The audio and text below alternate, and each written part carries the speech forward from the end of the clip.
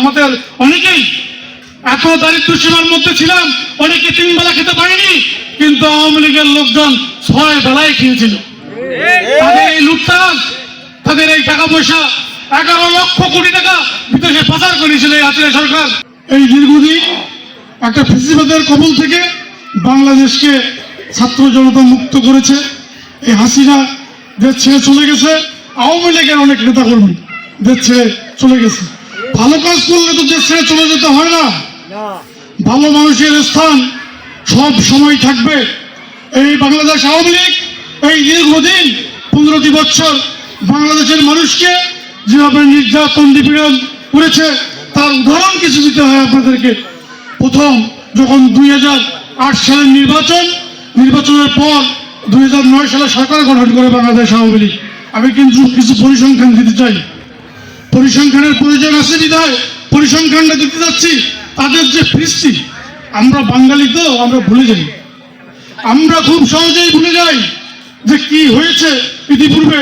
আবারও মাসে মায়া কান্না করবে, তসবি জপবে, মাথায় মনে করেন যে আপনার হিসাব দেবে, আপনাদের কাছে ভুল স্বীকার করে আবারও ভোট নিয়ে আবারও সেই কীর্তনটাই করবে যে কীর্তনটা 15 বৎসর করেছে এই হাসিনা।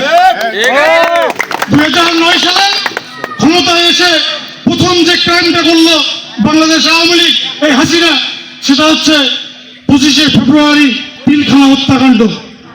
পিলখানা হত্যাকাণ্ডের মধ্য দিয়ে বাংলাদেশের সামরিক কর্মকর্তা, যারা দেশপ্রেমিক সামরিক কর্মকর্তা ছিল, তাদের 57 জন সেনা কর্মকর্তাকে হত্যা করলো। শুধু এখানেই শেষ নয়, 2013 সালে হেফাজতে ইসলাম যে শাপলা চত্বরে যে ছোট ছোট বাচ্চাদেরকে নিয়ে, মাদ্রাসার বাচ্চাদেরকে নিয়ে যে সমাবেশ করতে চেয়েছিল, সেখানে রাতের অন্ধকারে 1,60,000 গুলি সেই দিন প্রয়োগ করেছিল। ওই ছেলেদের, ছোট ছোট ছেলেদের উপর, মাসুম ছেলেদের উপরে তাদের রক্তের হোলি খেলা সেই দিন সংগঠিত হয়েছিল। কিন্তু আমরা হাসিনার কাছ থেকে কি শুনেছি যে ওখানে নাকি রং মেখে রাস্তায় শুয়ে আছে। কি নির্মম, কি নির্লজ্জ দেশের প্রধানমন্ত্রী এই ধরনের কথা বলে। সেই দিন ওখানে 1,60,000 গুলি খরচ হয়েছিল। এখানেই শেষ নয়, 2014 সালে পাশের দেশের ইন্ধনে এরশাদ সরকারের এরশাদের সঙ্গে নাটক খেলে ওখানকার সচিব, ওখানকার পররাষ্ট্র সচিব এসে এরশাদের সঙ্গে নাটক করে একটা দেশের 300 আসনের মধ্যে 154টা আসনে বিনা প্রতিদ্বন্দ্বিতায় সংসদ নির্বাচিত হয়েছিল, যা বিশ্বের ইতিহাসে বিরল। আমরা কোন দেশে এই পরিসংখ্যান পাই না। এখানেই শেষ নয়, 2018 সালে আপনারা লক্ষ্য করেছেন যে কোটা বিরোধী আন্দোলনের ছেলেদের উপর কি পরিমাণে নির্যাতন নিপীড়ন চালানো হয়েছিল। 2018 সালে নিরাপদ সড়ক আন্দোলনের ছেলে মেয়েদের উপর, স্কুলের ছেলে মেয়েদের উপর কি পরিমাণে জুলুম নির্যাতন এই সরকার চালিয়েছিল। 2018 সালে আরো একটা ভোট হয়েছিল, যেটাকে আমরা নৈশ ভোট বলছি। দিনের ভোট রাতে হয়েছিল, কালকের ভোট আজকে রাতেই কমপ্লিট করা হয়েছিল। এই ভোটগুলো প্রশাসনকে ব্যবহার করে, পুলিশ প্রশাসনকে ব্যবহার করে, বিজেপিকে ব্যবহার করে, সেনাবাহিনীকে ব্যবহার করে, আইন শৃঙ্খলা বাহিনীকে ব্যবহার করে, প্রশাসনকে ব্যবহার করে এই ফ্যাসিস্ট হাসিনা এই ধরনের কার্যকলাপ সংঘটিত করেছিল। কিন্তু বাংলার মানুষ এই গুলির সামনে নির্বাক হয়ে পড়েছিল, তারা কিছু বলতে পারে নাই। কিন্তু বাংলাদেশ জাতীয়তাবাদী দল বিরোধী দলকে সঙ্গে নিয়ে সেই 2009 সাল থেকে শেষ পর্যন্ত 24 সাল পর্যন্ত যে আন্দোলন সংগ্রাম সংগঠিত করেছিল, এটা কেন করেছিল?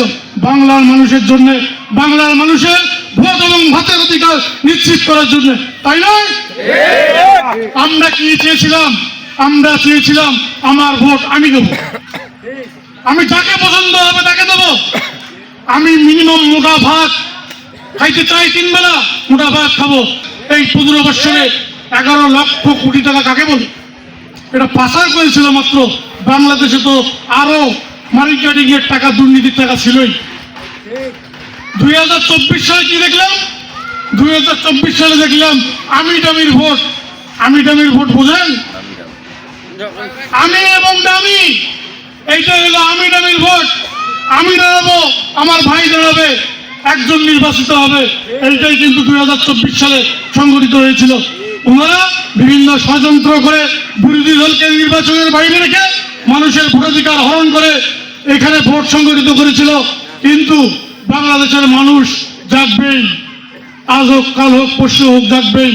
17টি বছর এই সরকারের বিরুদ্ধে যে আন্দোলন সংগ্রাম করেছি, তার ফল 5ই আগস্ট ছাত্র জনতার বিপ্লবের মধ্য দিয়ে, রাজনৈতিক দলগুলোর বিপ্লবের মধ্য দিয়ে এই হাসিনাকে দেশ ছেড়ে চলে যেতে হয়েছে।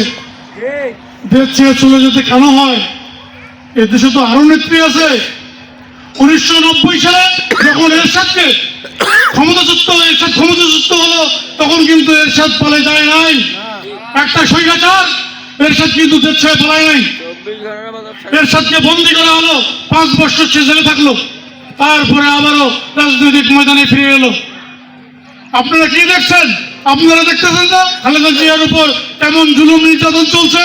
উনি দেশ ছেড়ে বাইরে যাইতে পারতো, ওনার ছেলেকে বাইরে রাখা হয়েছে, উনি যাইতে পারতো, আরাম এসে দিন যাপন করতে পারতো। কিন্তু বাংলার মানুষের কথা ভেবে, বাংলার মানুষের কথা চিন্তা করে, বিএনপির নেতা কর্মীদের কথা চিন্তা করে যে জুলুম সহ্য করে বাংলাদেশেই উনি ছিল, জেলের মধ্যেই ছিল। আপনারা তো সব জানেন। এত নির্যাতন নিপীড়নের পরেও যে দলটি এখনো নিঃশেষ হয়ে যায়নি, সে দলটির নেত্রী এত অসুস্থ থাকার পরেও যিনি বাইরে যায় নাই, তার উপর যে এই দেশের মানুষের উপর যে তার ভালোবাসা, সেই ভালোবাসার উনি দেখিয়েছেন।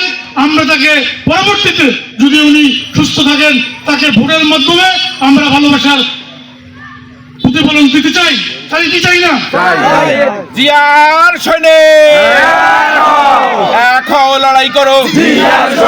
কে বলে রে জিয়া নাই? জিয়া ছাড়া বাংলা নাই। এক জিয়া লোকান্তরে, লক্ষ জিয়া ঘরে ঘরে। তারেক রহমান বীরের বেশে আসবে ফিরে বাংলাদেশে। 5ই আগস্টের পট পরিবর্তনের পর বাংলাদেশে একটা অন্তর্বর্তীকালীন সরকার এসেছে। দেশের অর্থনীতি তো ফোকলা, দেশের অর্থনীতির দাঁত নাই, দেশের অর্থনীতি ব্যাংক বিমা সব শেষ করে দিয়েছে হাসিনা। এখন দেশকে পুনর্গঠনের জন্য বাংলাদেশ জাতীয়তাবাদী দল এই সরকারকে একটা সময় দিতে চায়, সেটা যৌক্তিক সময়। আমরা অনেকেই বলছে যে বাংলাদেশ জাতীয়তাবাদী দল তাড়াহুড়া করছে ক্ষমতার জন্য, কিন্তু না। একটা দল দীর্ঘদিন সংগ্রামের পর যখন একটি পট পরিবর্তন ঘটেছে, একটা অনির্বাচিত সরকার যখন ক্ষমতায় বেশি দিন থাকবে, সেও পরবর্তীতে ফ্যাসিস্টের মতো আচরণ করবে। বাংলাদেশের লোকজনের মতামতের উপর, বাংলাদেশের লোকজনের ভোটের উপর যত দ্রুত একটা রাজনৈতিক সরকার আসবে, তত দেশের জন্য মঙ্গল। কিন্তু দেশের মানুষের রাজনৈতিক মুক্তির জন্য কিছু লক্ষ্য এবং উদ্দেশ্য নিয়েই বাংলাদেশ জাতীয়তাবাদী দল কাজ করছে। মানুষের রাজনৈতিক এবং অর্থনৈতিক ক্ষমতায়ন যদি আমরা নিশ্চিত করতে না পারি, তাহলে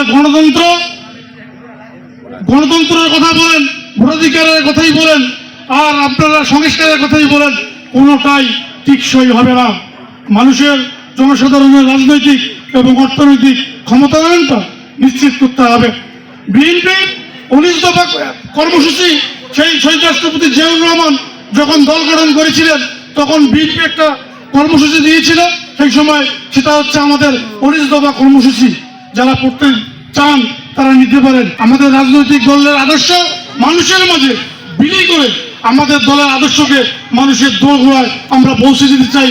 আমরা ভালোবাসা অর্জন করতে চাই। তো আমরা মানুষের ভালোবাসা অর্জন করতে চাই। মানুষকে ভালোবাসা দিয়েই আমরা মানুষের ভালোবাসা অর্জন করতে চাই।